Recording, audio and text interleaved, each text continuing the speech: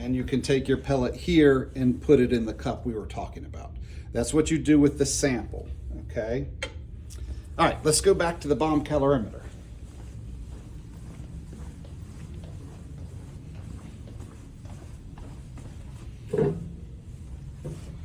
Okay, if there's two of you, this is a place where it's helpful to have another person because the wire can be a little frustrating. We have the sample in there, okay?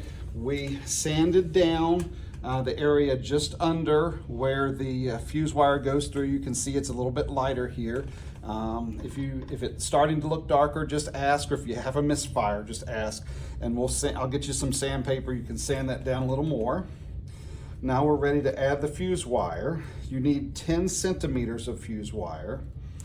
There's a measuring mark here for 10 centimeters, okay? You can use that if you want to, or I always have a ruler with this. You can also use the ruler for 10 centimeters, okay? And like I said, it's nice if you have another person because you can mark that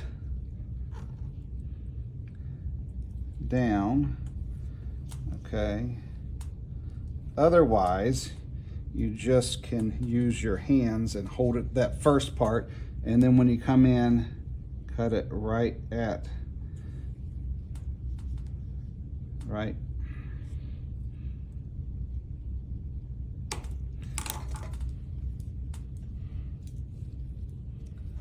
right at 10 centimeters, okay? And it doesn't matter, it just needs to be close to 10. So if it's off, you can come back and measure it, and that holds to there. So that looks to be 9.95, and you'll just do the math with 9.95, okay? If you have someone else here, like I said, they can help you hold that, but you can do it yourself. Okay, so the fuse wire goes through these two holes here, okay? And it's like threading the needle, and it's helpful if you have younger eyes than I do. All right, got through. And then once you put it through, I would go ahead and pull this side down. That'll help hold that in place, okay? Then we do the same over here.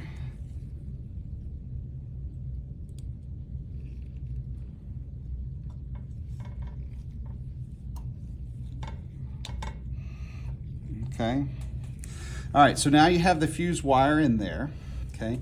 This fuse wire needs to touch the sample or the benzoic acid and only that, okay? So usually I'm thinking of, you know, kind of coming in and then having a little U.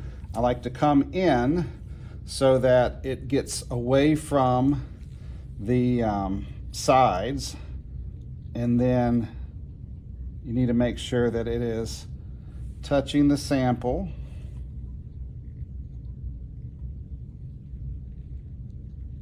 Okay, so you can see there that it comes over, touches the sample, then goes back up. It's not touching this cup at all. If it touched the cup, it would short circuit again, okay? All right, now, from here on out, we need to be really careful that we don't jostle this so that your food sample or the benzoic acid tablet gets out from under that wire, because if you do, it's a misfire, right? Okay. So this is good. The last thing we need to do is we need to put 2 milliliters of water in here. It says 1, but I suggest 2.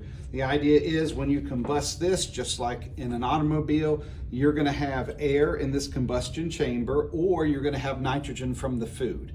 In either case, the nitrogen from air or the nitrogen from your food in those hot conditions is gonna make nitrogen oxides.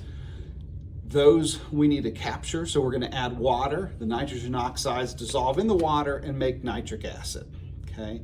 So we're going to put in some water here so it'll capture all the nitrogen, turn it into nitric acid, and we can titrate it later to determine the amount of nitrogen that is in your sample, okay?